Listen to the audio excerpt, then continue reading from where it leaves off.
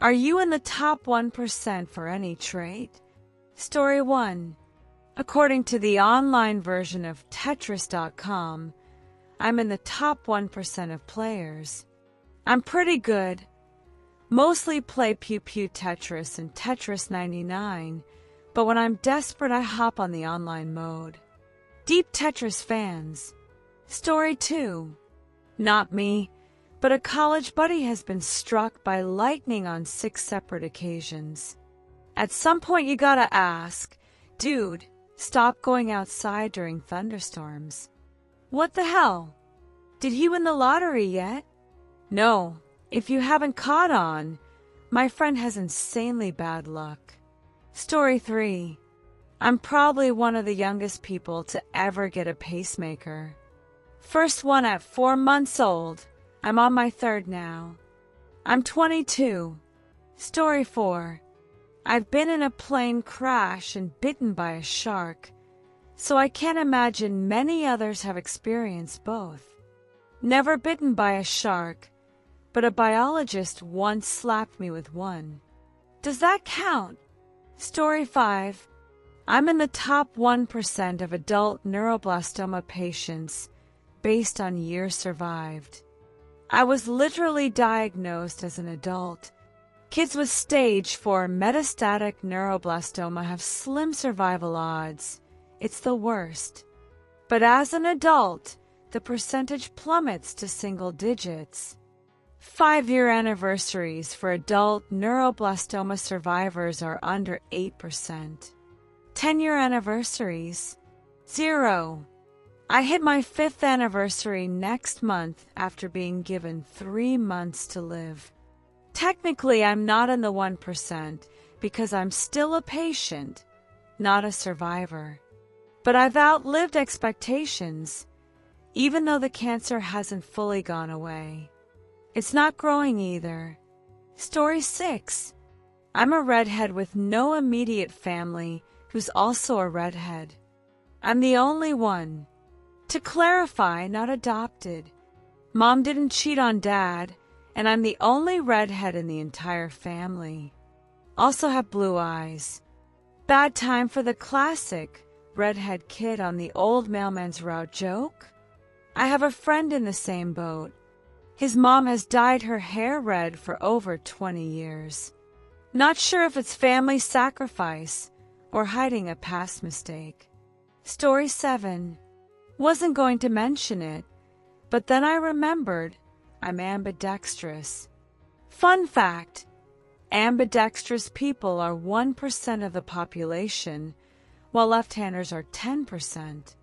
Weird that something so rare is only 1/10 as common as being left-handed. Story 8. I'm pretty sure I stand out in height. I'm 6 feet 7 inches. Every day I go out, people stop me and ask if I play basketball.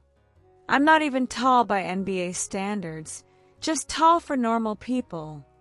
I have a standing desk at work and tower over the cubicles, so everyone walking the hallway sees me and we make eye contact. It's actually helped. I now know a ton of senior execs because everyone's forced to acknowledge the eye contact. Too awkward not to. Story 9. I'm 6 feet 5 inches and a girl. Height comments get to me sometimes. Story 10. I have AB negative blood. To clarify, yes, I plan to donate once I'm old enough. Yes, I'm scared of needles, but I'll still donate. And no, I don't have the golden blood type. Found out I was B negative when I broke my arm and needed surgery, but learned it's extremely rare a few months ago watching AB Bio. No, my parents aren't B negative. I work at a blood bank. Give me your platelets. Your blood type is critical for stem cell transplant candidates. Patients who don't match any type need universal plasma donors. That's you, buddy. Story 11. After 3 miscarriages, doctors told me I was in menopause and would never get pregnant again. Odds were 1 in 10,000 for one child, 1 in 100,000 for a second, and so on. Now my husband and I have a 4-year-old and a 1-year-old. I was 32 at the time. Story 12. I'm in the top 1% of people who've had an easier, better life globally throughout history. I always say this. I'm not rich, but I still have it better than most. And more opportunities, security, freedom, and privilege than 99% of the world across 99% of history. A lot of people in my boat don't realize it. For example, free speech, voting rights, free education through college. I had the chance to go to college. I'm paid fairly for my work and rarely unemployed. I'm treated fairly at work. I've never seen death or war in daily life. I have access to modern medicine and health insurance. I earn enough for luxuries. I have plenty of free time at work, plus weekends, holidays, and vacation. Access to clean water, electricity, internet, etc. You know, basic stuff. And way more. That's just off the top of my head. I think I have better odds of happiness than most in the world or history. A lot of us do, but we don't realize it. Story 13. I had the highest GPA in my college graduating class. Looks great on paper, but so far it's been essentially useless. Of course it looks good on paper. That's what your degree is, right? Story 14. I'm one of the most highly educated Native Americans, probably in the actual 0.1%. We're severely underrepresented in higher education, and I'm about to earn my PhD. Story 15. Redhead with blue eyes, autism, and astigmatism. Feels pretty rare. Same. Redhead, blue eyes, and colorblind, my fellow mutant. It's fine, dude. We'll rise as a race when the sun burns out. Story 16. I can recite pi digits. Got super bored one summer. Now I can do 50 digits. After 39 digits of pi, a circle the width of the universe would be inaccurate if rounded, but only by less than a hydrogen atom's width. Point is, 50 digits is more than enough. Nothing in the universe needs more precision. Story 17. I have something in my appendix called appendicolith. Doctor said it's pretty rare and will likely cause appendicitis later. Cool. Also started growing a beard at 11. Now at 17 I have a full long one. Not sure if that puts me in the 1%, but probably a decent chance. Story 18. Miles driven nonstop. Personal record.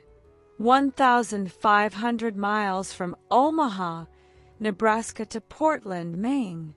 Took about 25 hours. Not smart, but I was 22 with a broken heart. Wasn't even tired until hour 23. That's when I had my first energy drink ever. By the time I arrived, I was wide awake and had the worst need to pee of my life. Story 19. I'm in the top 1% of longest medical leave in the military. Also probably one of the few to receive an honor medal and a dishonorable discharge. Basically suffered a severe eye injury and was denied treatment for over 18 months. Kept on medical leave instead of discharged, so I could get non-military insurance. My country has nationalized health care.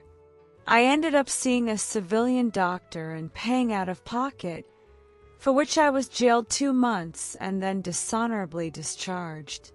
Story 20. Being in the top 1% of something is probably pretty common. Most people are in the 1% of many things. All you need is to be the best out of 100, and there are tons of things the average person doesn't do. Play saxophone, You're in the top 1% of sax players. How? Easy. 99% of people don't play at all. Any non-common hobby puts you in the 1%. Story 21. I'm married with 5 kids. Latest census. Out of 128 million households, only 1.6 million have 7+ people, putting me in the top 1.24% or bottom 1%, depending on how you look at it. Story 22. Not sure exactly how rare mine is, but rare enough for only a couple medical paper references. Way under 1%, probably closer to 0.0001%. I'm completely missing one fallopian tube, no surrounding tissue deformities, uterus, etc. But both ovaries are present and normal. It's like someone just snipped it out. Missing both tubes, agenesis, or deformities is way more common, as is missing/deformed ovaries with it. Clarification. The ovary on that side was badly positioned without the tube to hold it, but otherwise fully formed and functional. It ended up next to my appendix per gynecologist after exploratory laparoscopy. Everything else is perfect. Totally wild. I'd never have known without ultrasounds and laparoscopy, the only ways to detect and confirm. Story 23. I'm allergic to cold. If it's too cold, exposed skin breaks out in hives. In extreme cases I could die, but I've never been close. Went winter camping at 3 degrees Fahrenheit, but was bundled up. Don't believe you, dude. Same thing happens to me. In high school, no one believed me, so I'd wear t-shirts until my arms were red and swollen. Bad idea. Now I know I could have gone into shock. Was at a beach once and nearly died. Cold water sent me into shock. Somehow made it back to shore though my limbs were numb and tingling. Good to see someone with the same issue. Story 24. My parents are still together and happy. In my 200-person graduating class, only 5 kids had parents still together, and just 2 couples were happy. Mine and Emily's were happy. Robert's and Charlie's fought constantly. Can't remember the others, but we were 5. We discussed it one day, using random letters for privacy. Story 25. First, I had Sandifer syndrome as a baby. It's caused by extreme acid reflux and made me have what looked like seizures, but it was my brain shutting down from throat acid pain. Less than 1% of kids with reflux develop it. Second, allergic to bananas, go into anaphylactic shock if I eat them. Apparently under 1% of people have that reaction to fruit. Also allergic to avocado, kiwi, cucumber, and others. On a positive note, some IQ tests put me in the top 1%. Story 26. I think I'm in the top 1% for information processing speed. During anxiety disorder testing, I learned my brain processes visual and auditory info incredibly fast. Not sure if top 1%, but pretty high up. Sounds awesome, except the speed makes my thoughts race out of control during anxiety attacks before I can rationalize them.